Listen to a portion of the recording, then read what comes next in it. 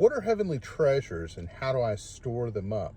Welcome back to Small Talk Theology, and we are continuing to look through the Sermon on the Mount. Now, in Matthew chapter 6, verses 19 through 21, Jesus says, "Do not store up your treasures on earth where moth and rust destroy and thieves break in and steal, but store up your treasures in heaven where moth and rust do not destroy and thieves do not break in and steal. For where your treasure is, that's where your heart will be also." Well, first, let's talk about what kind of heavenly treasures does Jesus mean.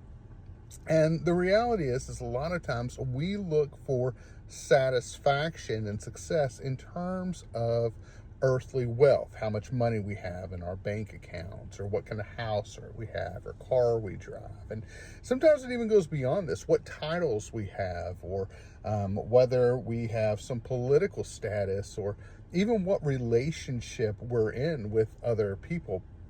And Jesus says that all of these things in time will fade away, right? You get the luxury car, it might seem nice, but you're going to pay more money to get it fixed. And ultimately, there might even be somebody that eventually steals it from you. And then what will you do?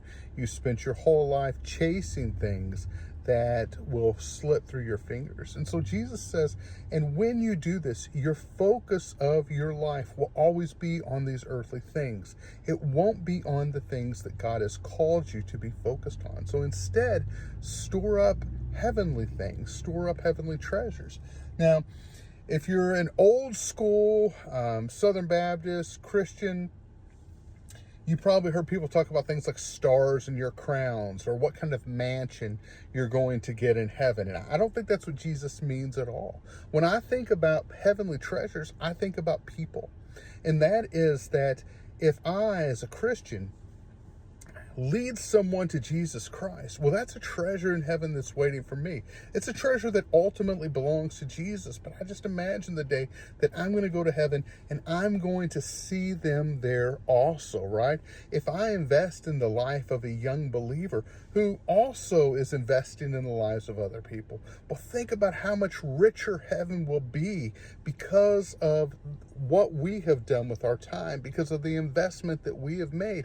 And ultimately, what that's going to mean is that my treasure will be in heaven, right? That even when I see these people die, or even when I begin to approach death, I do so with some anticipation that I'm finally going to get to see all of these people in whose life I had an impact. Well, I hope that blesses you today. Look forward to seeing you tomorrow. God bless you guys. Live for Jesus.